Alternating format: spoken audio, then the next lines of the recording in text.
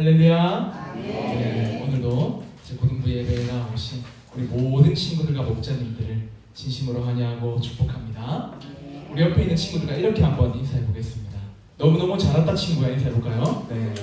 너무너무 잘한다 친구야. 네, 좋습니다.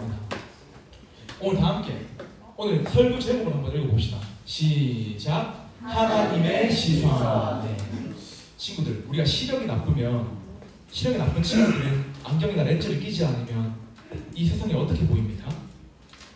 우리가 시력이 안 좋으면 모든 게 흐릿하고 이제 형체만 겨우 보입니다. 그런데 우리가 어떤 안경을 쓰느냐에 따라서 세상은 완전히 다르게 보입니다. 우리가 만약에 노란색 선글라스를 쓰면 세상이 노랗게 보이고, 검은색 선글라스를 쓰면 이 세상은 어두컴컴하게 보입니다. 우리 인생도 이와 마찬가지입니다. 우리는 각자마다의 그 세계관과 시선이라는 안경을 쓰고 살아가고 있습니다. 어떤 친구는 불안의 시선으로, 또 어떤 친구는 열등감의 시선으로 이 세상을 바라보고 있어요. 오늘 본문에 등장하는 요셉의 형들도 우리와 마찬가지였습니다. 이 요셉의 형들은 아버지 야곱이 죽자마자 이 두려움이라는 안경을 꺼냈었습니다. 15절을 한번 보십시오. 15절. 네. 이제 아버지가 없으니 요셉이 우리를 죽이지 않겠나 라고 걱정하고 있습니다. 17년 전에 요셉을 팔아넘겼던 죄책감이 다시 살아나서 형들을 지금 짓누르고 있는 것입니다. 즉 형들은 지금도 계속 이제 요셉을 팔아넘겼다는, 요셉을 죽이려고 했다는 두려움과 그 죄책감에서 벗어날 수 없었습니다. 하지만 이제 오늘 본문의 주인공이나 다름없는 요셉은 달랐어요. 요셉은 하나님의 시선을 가지고 있었습니다. 자기를 죽이려고 했던 형들을 보면서 이제 복수를 하는 대신에 형들을 진심으로 불쌍히 여겼습니다. 그렇다면 과연 요셉은 어떻게 그 깊은 상처를 넘어서 형들을 사랑하고 용서할 수 있었을까요? 요셉이 가졌던 그 하나님의 시선은 구체적으로 무엇일까요? 오늘 말씀을 통해서 세 가지로 살펴보고자 합니다. 첫 번째입니다. 요셉과 같이 하나님의 시선으로 살아가려면 어떻게 해야 하는가? 첫 번째, 다 같이 한번 따라해 보겠습니다. 문제보다 크신 하나님을 바라봐야 한다. 네, 본문 15절부터 18절 말씀인데요. 우리 함께 읽기는 본문 15절의 말씀을 한번 읽어보겠습니다. 시작.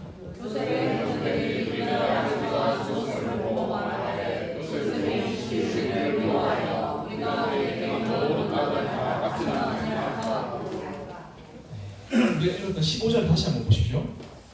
이제 서론에서 말씀드렸다시피 아버지 야곱이 죽자마자 형들은 두려움에 빠집니다. 17년 동안 요셉의 사랑을 받았으면서도 자신들의 보호막이었던 까방권이었던 아버지가 죽자마자 요셉이 이제 우리에게 복수할 것이다, 우리를 죽일 것이다, 이런 두려움에 사로잡혔어요. 그 두려움이 얼마나 컸는지 다음 16절과 17절도 한번 보십시오.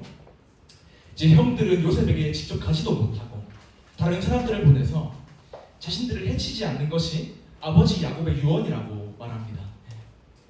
그리고 18절도 보십시오. 18절을 보시면 형들이 요셉 앞에 엎드려서 우리는 당신의 종입니다 라고 말합니다. 친구들, 이게 왜 안타까운 장면인지 아십니까? 이제 하나님께서는 요셉의 형들도 요셉과 같이 마찬가지로 언약의 자손으로 부르셨습니다. 그런데 지금 정작 본인들은 이제 문제 앞에 겁을 너무 먹고 자신들을 종으로 격화시켰기 때문입니다. 이처럼 문제가 하나님보다 더 커 보이면 우리는 그 문제의 종이 될 수밖에 없는 거예요. 하지만 요셉은 달랐습니다. 17절 후반부를 다시 보시면요, 요셉은 형들을 보고 울었더라 라고 기록되어 있습니다. 형들은 지금도 복수, 두려움이라는 문제 속에 갇혀 있었지만 요셉은 지금까지 나의 인생을 인도하신 그 하나님의 신실하심을 더 바라보고 있었던 것입니다.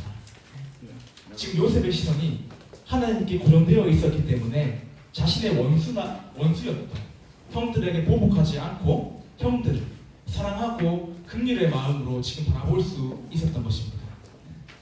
저도 이제 본문 속에 요셉의 형들과 같이 여러분 나이 때 이제 거대한 문제 앞에서 하나님을 놓친 적이 있습니다. 저는 제가 의성에 15년을 살았는데 제가 초등학교 1학년 때 전학을 왔거든요. 그래서 초등학교 1학년 때 전학을 와서 대구에서 의성으로 전학을 왔을 때 이유 없는 텃세를 당했습니다. 아주 잠깐이지만 따돌림을 당했던 거죠. 당시 정사님은 이제 목사님 아들이었고 교회를 다닌다는 사실 때문에 친구들에게 별종 취급을 받았습니다. 돌변 취급을 받은 거예요. 복도를 지나갈 때마다 들리는 그 수근거림과 소외감 때문에 학교 가는 것이 너무 힘들었습니다. 그 당시에 초등학교 1학년짜리가 뭘 알겠어요. 너무 힘들었습니다.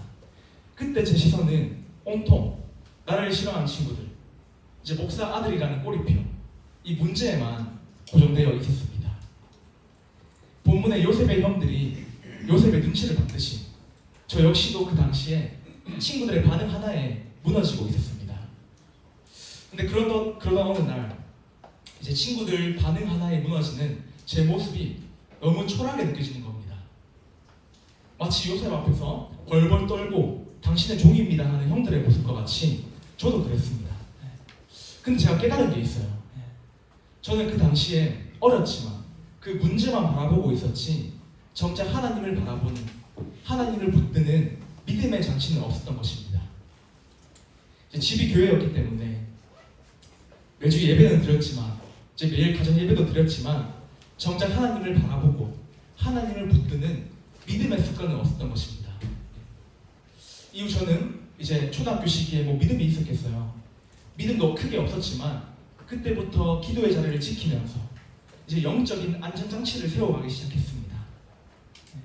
그러자 그때부터 신기하게도 저를 비웃고 너무 괴롭히던 그 친구들이 저에게 사과를 하는 거예요. 먼저 제가 가만히 있었는데 제가 아무것도 하지도 않았는데 그 친구들과 다시 친해지면서 절친이 되는 역사가 일어났습니다. 그때 저는 이제 문제를 없애주시는 하나님보다 문제보다 크신 하나님을 바라보게 되었습니다. 친구들, 우리 친구들은 어떤 문제가 있으십니까? 여러분을 잠 못 자게 하는 그런 문제가 무엇입니까? 저처럼 친구 관계일 수도 있고 우리의 미래를 결정할 것 같은 그 성적인 압박일 수도 있습니다. 하지만 우리가 그 문제에만 시선을 고정하며 살아간다면 평생 그 문제에 끌려서 종으로 살아가게 되는 거예요. 그래서 우리에게는 믿음의 영적 장치가 필요합니다. 우리가 자동차를 타기 전에 안전벨트를 매는 것처럼 문제가 터지기 전에 하나님을 바라보는 습관을 각자에게 만들어내는 거예요. 따라서 우리 친구들 각자의 자리에서 이 영적인 안전장치를 한번 만들어 보시기 바랍니다. 내 방에서 기도의 골방을 만들든, 우리 친구도 잘하고 있는데 수요 기도회에서 기도를 하든, 제 매일 생일 큐티를 하든, 어떤 상황 가운데에서도 문제보다 크신 하나님을 바라보는 그 습관을 기르는 것입니다. 우리는 문제가 터진 후에 하나님을 찾지 말고 문제가 터지기 전에 하나님을 바라볼 수 있어야 됩니다. 우리 친구들 모두가 어떤 상황 가운데에서도 이 믿음의 영적 장치를 꼭 붙잡고 문제보다 크신 하나님을 바라볼 수 있기를 주님의 이름으로 축복합니다. 두 번째입니다. 하나님의 시선으로 살아가는 방법. 두 번째, 다 같이 한번 따라하겠습니다. 하나님의 섭리를 신뢰해야 한다. 19절부터 20절 말씀인데 우리 함께 읽기는 본문 19절의 말씀 한번 읽어보겠습니다. 시작. 요셉이 그들에게 이르되 네.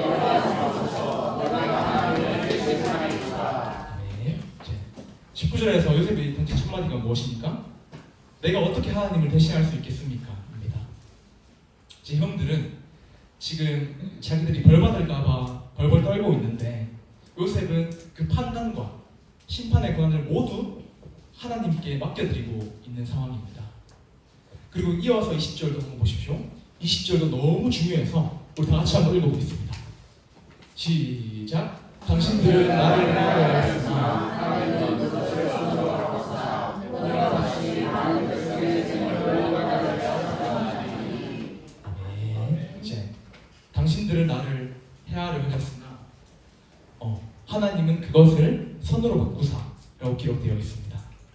여기서 바꾸다라는 단어는 이제 히브리어로 하샤브라고 합니다. 우리나라 말로 해석을 해보면 계산하다, 계획하다라는 뜻을 가지고 있어요. 즉 지금 요셉의 형들은 요셉을 죽이려고 악한 계획을 했지만 하나님은 그 악한 계획조차 선으로 바꾸셔서 생명 구원이라는 이제 결과를 낳으신 겁니다. 이것이 바로 하나님의 섭리와 일하심이에요. 이 섭리라는 단어는 하나님께서 우리의 모든 인생을 주관하시고 다스리시고 돌보시고 인도하신다는 것을 의미합니다. 제 인생을 돌아봐도 이제 이 하나님의 섭리가 아니고서는 설명되지 않는 일들이 정말 많습니다. 저는 중학교까지만 해도 정말 하나님을 많이 원망했어요. 왜 내가 교회를 다녀야 하는 건지, 왜 태어나 보니까 아버지가 목사님인 건지, 나는 일요일날 쉬고 싶고 공부도 하고 싶고 자전거 타고 좀 멀리 가고 싶은데 왜 오전 11시에 오전 예배 드려야 되는 건지 이해가 되지 않았습니다. 하지만 그 고난의 시간이 역설적으로 제가 하나님께 더 가까이 갈 수 있는 그런 유일한 계기가 되었습니다. 이제 사람에게 기댈 곳이 없으니까 하나님께 매달릴 수밖에 없었습니다. 그런데도 저는 여전히 제 인생을 제 계획대로 저의 계산대로 살아가고 싶었던 것 같아요. 그래서 간호학과에 진학해서 이제 대학병원 간호사가 되는 꿈을 품고 아주 열심히 살았습니다. 실제로 하나님의 은혜로 이제 간호학과에 합격을 하고 아주 좋은 학점으로 이제 4년 과정을 마쳤습니다. 하지만 제가 수료할 때도 감정했던 것처럼 이제 저는 군복무 시절 아버지의 고난을 지켜보면서 하나님께 제 인생을 드리는 서원 기도를 했습니다. 그때 이미 저는 목회적인 소명을 받았어요. 하지만 제 마음 한구석에는 이런 생각이 있었습니다. 하나님, 이제 서원했으니까 목회는 하겠습니다. 근데 어차피 대학원 가려면 간호학과는 졸업해야 되잖아요. 그러고 이제 목회자이기 전에 성도인들의 마음을 이해하려면 직장 생활은 해봐야 되지 않을까요? 이런 타협을 계속하고 있는 것입니다. 이런 생각으로 계속 하나님의 부르심을 미루고 있었어요. 결국에는 저의 계획대로 졸업을 했고 모두가 가고 싶어하는 대학병원에 붙었습니다. 이제 저의 계획대로라면 대학병원 간호사의 길을 걸으면 되지만 그 화려한 길 앞에서 하나님께서는 제 인생을 다시 힘드셨습니다. 그 대학병원 이제 합격 통지서가 손에 쥐어졌지만 제 마음은 이 대학병원의 기쁨보다 영혼을 살리는 길에 대한 갈급함으로 더 불타올랐습니다. 하나님은 간호학을 통해서 이제 육체의 치유를 배우게 하셨고 결국에는 저를 영혼을 살리는 길로 인도하셨습니다. 그래서 저는 지금 대학병원에 가지 않고 이제 용인에 있는 종신대학교 신학대학원에 진학을 해서 이제 영혼을 치유하는 사역자의 길을 걷고 있습니다. 지금 뒤돌아보니까 초등학교 때 겪었던 그 외로움도 간호학과의 치열한 공부도 아버지의 고난도 그 목회적인 아픔도 어떠한 것도 우연이 없었습니다. 하나님은 이제 저의 돈을 많이 벌고 싶어하는 욕심조차 영혼을 향한 열정으로 바꾸셔서 저를 가장 좋은 길로 지금 인도하신 거예요. 사랑하는 친구들, 혹시 지금 우리 친구들의 삶 가운데에도 그때 저처럼 이해되지 않는, 도저히 설명이 되지 않는 그런 상황이 있습니까? 내 계획대로 되지 않는 진로 때문에, 혹시 원치 않는 상황 때문에 내 인생이 이제 망했다 이렇게 생각하고 있지는 않습니까? 우리의 짧은 계산으로 본다면, 우리가 세상의 시선으로 본다면 그것은 실패가 많습니다. 저도 실패한 인생이에요. 하지만 우리가 말씀을 통해서 하나님의 시선으로 본다면 그 모든 것들은 여러분을 가장 좋은 길로 인도하시는 하나님의 섭리인 줄 믿습니다. 친구들 꼭 기억하십시오.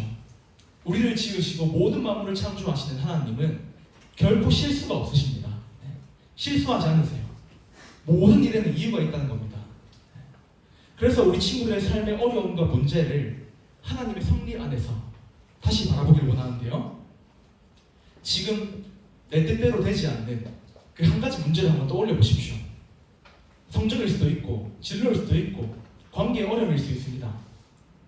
그리고 그 문제 앞에서 하나님이 나보다 더 완벽한 계획을 갖고 계심을 신뢰하시길 바랍니다.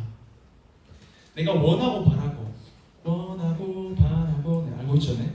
원하고 바라고 소망하는 모든 것들을 내려놓고 그 모든 소망과 문제들을 가장 좋은 길로 인도하시는, 가장 좋은 섭리 가운데로 인도하시는 하나님을 신뢰하는 겁니다. 우리 친구들의 계산기를 내려놓고 하나님의 계산기, 하나님의 테이블을 신뢰하십시오. 우리 친구들 모두가 모든 악한 것을, 모든 것을 손으로 바꾸실 하나님의 섭리를 신뢰할 수 있기를 주님의 이름으로 축복합니다. 마지막 세 번째입니다. 하나님의 시선으로 살아가는 방법. 마지막 세 번째, 다 같이 한번 따라하겠습니다. 사랑과 용서를 실천해야 한다. 본문이 좀 있는데 21절부터 26절 말씀인데요. 21절부터 한번 읽어보겠습니다. 당신들은 시작.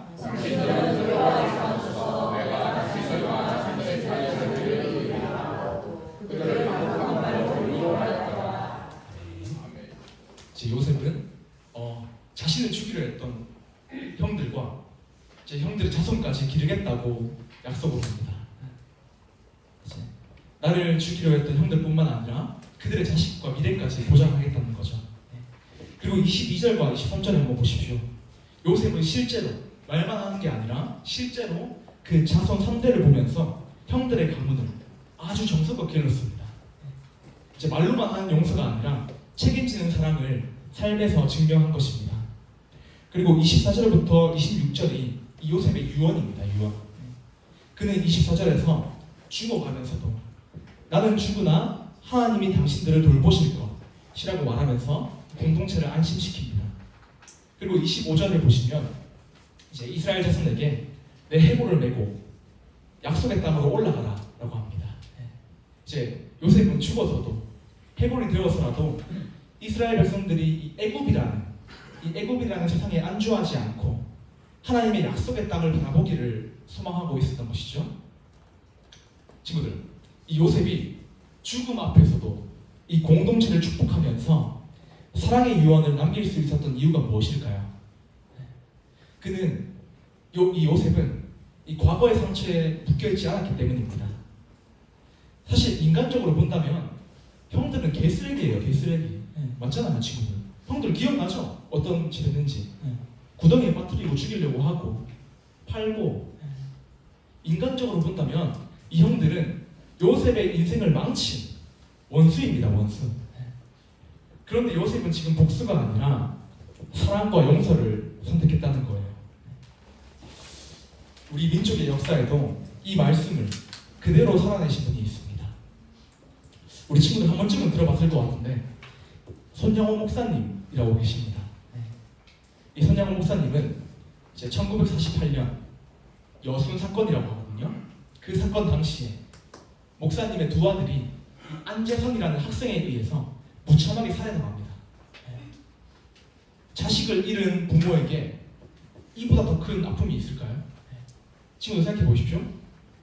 아내가 남편을 잃으면 과부가 되죠. 과부라는 이름이 있죠. 그리고 부모님을 잃은 자식은 고아가 되죠. 근데 자식을 잃은 부모는 칭하는 단어가 없어요. 그만큼 너무 아프고 슬픈 것이기 때문에. 그런데 손양호 목사님은 이러한 상황 가운데에서도 요셉과 같은 시선을 가지고 있었습니다. 이제 아들들의 장례식에서 손양호 목사님은 이렇게 기도하고 결단하셨다고 해요. 내 아들을 죽인 저 안지선을 양아들 삼게 해주세요. 그렇게 기도하셨다고 합니다. 실제로 당시 이제 그때는 사형제도가 있었으니까 총살당하기 직전이었던 안지선을 구해서 자신의 양아들로 삼으셨고 끝까지 사랑을 품으셨습니다. 친구들 이해 가십니까? 자신의 아들을 죽인 사람을 양아들로 삼았대요. 이 머리로는 이해 가세요? 이제 당시 사람들이 어떻게 그럴 수 있냐고 물어봤다고 합니다. 제 목사님이 이렇게 말씀하셨다고 해요. 죽인 자를 죽이면 죽을 뿐이지만 죽인 자를 사랑하면 생명이 태어납니다. 라고 말했다고 합니다. 이제 목사님의 시선이 상처가 아니라 하나님의 섭리에 머물렀을 때 그 원수는 자신의 아들이 되었고 그 비극은, 죽음은 기적과 생명이 되었습니다. 이것은 손영원 목사님 안에 있는 십자가에서 나를 사랑하시고 원수를 사랑하신 예수님의 사랑 때문이었습니다. 그렇다면 이제 목사님의 양아들이 되었던 안재선은 어떻게 됐을까요? 안재선은 그 사랑 앞에서 통곡하며 진심으로 회개했고 예수님을 영접한 뒤에 평생을 하나님을 위해 살았습니다. 지금은 없는데 고려신학교에서 신학을 공부하면서 평생을 하나님과 하나님의 나라와 복음을 위해 살았습니다. 그리고 안재선의 아들, 즉 제 손양원 목사님의 양손자인 안경선 목사님은 지금은 선교사가 되어서 전 세계에 복음을 전하고 계십니다. 지금 손양원 목사님의 믿음의 결단 하나로 죽음의 대물림이 사랑과 복음의 대물림으로 바뀐 것입니다. 이것이 바로 이 악을 선으로 바꾸시는 하나님의 세밀한 계획이에요, 친구들. 요셉의 사랑이 지금 이스라엘의 소망이 되었듯이 손양원 목사님의 이 사랑은 지금까지도 우리 한국교회에 살아있는 믿음의 밑거름, 신앙의 밑거름이 되고 있습니다. 사랑하는 친구들, 우리가 내 상처에 매몰되고 내 상처에만 집중하면 평생 누군가를 미워하고 복수하며 살아갈 수밖에 없습니다. 하지만 우리가 오늘 말씀과 같이 요셉과 같이 하나님의 시선으로 인생을 바라본다면 그 상처는 우리의 사명이 되고 원수는 사랑의 대상이 되는 것입니다. 요셉은 자기의 상처를 계속 묵상하지 않았어요. 사랑과 용서를 선택했습니다. 우리도 이와 마찬가지로 살아야겠죠. 그런데 친구들, 우리가 어떻게 요셉과 같이 손양원 목사님과 같이 살아갈 수 있겠습니까? 친구들, 이런 사랑 할 수 있어요? 할 수 있다면 손 들어보세요. 자신의 두 아들을 죽였던 그 사람을 양아들로 삼는, 그리고 자신을 여러분 나이 때 구덩이에 빠뜨리고 죽이려 했던 형들을 사랑한 그 사랑을 우리 친구들 실천할 수 있습니까? 할 수 있겠어요? 네. 우리 친구들 원래 다 하나님 앞에서 죽어야 했던 죄인입니다. 죄인. 그런데 예수님께서 십자가에서 먼저 우리를 사랑하셨습니다. 우리의 모든 죄를 대신 짊어지시고 우리를 용서하시기 위해서 십자가에서 죽으신 거예요. 우리가 딴 거 몰라요. 우리의 힘으로 안 돼요. 우리가 그 예수 그리스도의 십자가 사랑을 깊이 붙들 때 비로소 원수를 용서하고 사랑할 수 있는 것입니다. 따라서 먼저 원수와 죄인된 나를 구원하여 주신 그 하나님의 사랑을 한번 깊이 묵상해 보시기 바랍니다. 심판과 판단은 다 하나님께 맡기고 우리는 요셉과 같이 손양원 목사님과 같이 사랑과 용서의 길을 걸으면 되는 것입니다.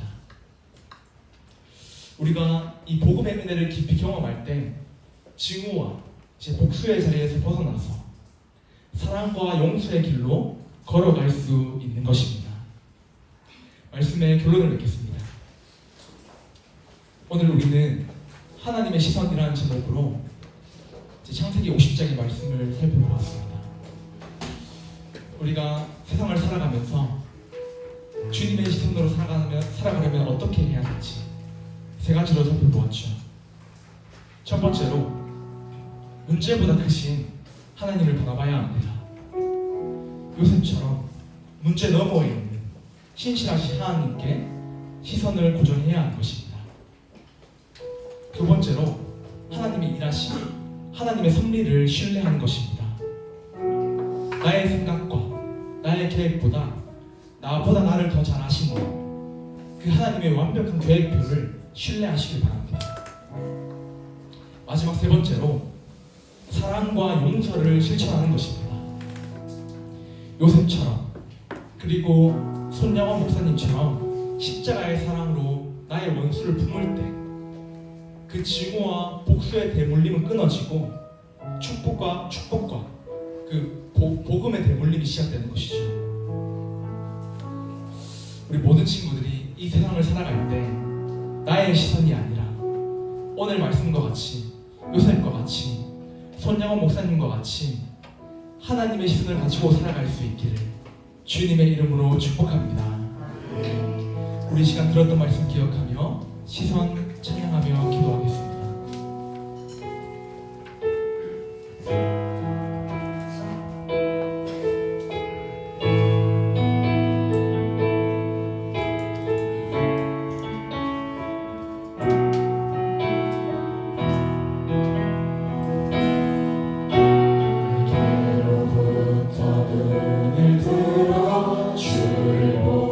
시작할 때 주의 일을 보겠네. 그 작은 마음 돌이키사 하늘을 꿈꾸게 하네. 주님을 볼 때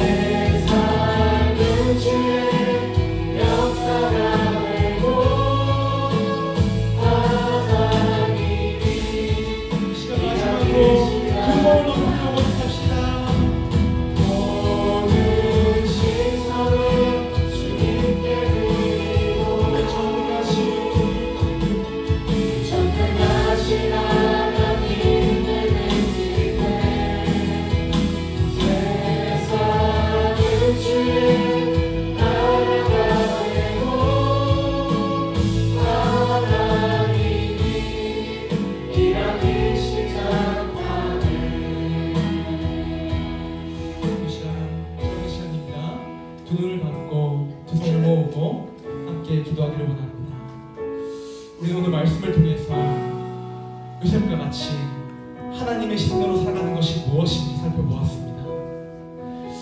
친구들 지금 어떤가요? 문제보다 크신 하나님을 바라보면서 그 하나님의 일하심과 섭리를 신뢰하고 있습니까? 또한 나를 사랑하여 주신 그 예수님의 사랑으로 이웃과 원수를 사랑하고 있습니까? 우리가 지금 먼저 기도할 때 내 눈앞에 문제보다 크신 하나님만을 바라보는 믿음을 허락하여 달라고 기도합시다. 또한 악을 선으로 바꾸실 하나님의 섭리와 경외하심을 끝까지 신뢰하길 달라고, 마지막으로 십자가의 사랑을 우리 마음에 다시 부어주셔서 요셉과 손양원 목사님과 같이 용서를 넘어서 사랑을 실천하는 내가 되게 달라고 이 시간 주님 한번 찾고 통성으로 기도하겠습니다. 주님 찾습니다. 주여.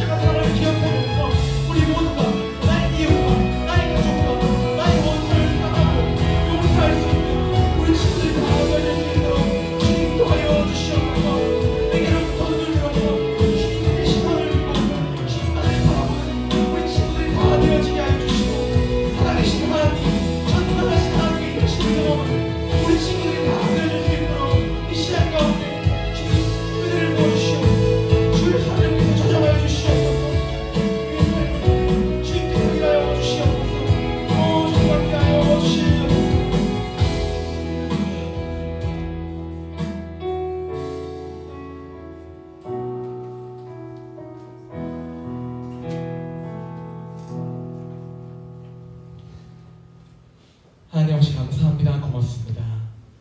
오늘 요셉의 말씀을 통해서 이 험악한 세상 속에서 하나님의 시선으로 사는 법을 깨닫게 하시니 감사합니다. 우리가 문제에 함몰되어서 두려워하는 문제의 종이 아니라 문제보다 크신 하나님을 바라보는 존귀한 하나님의 일꾼들이 다 되어질 수 있도록 인도하여 주시옵소서. 악을 선으로 바꾸시는 하나님의 그 섭리를 온전히 신뢰할 수 있도록 인도하여 주시옵소서. 그리하여 요셉과 같이 손양원 목사님과 같이 십자가 사랑을 넘어 용서를 넘어 그 사랑을 실천하는 축복의 통로들이 다 되어질 수 있도록 인도하여 주시옵소서. 예수님의 이름으로 기도합니다. 우리 시간 내게 있는 모든 것을 제한 드리심으로 주님께 귀한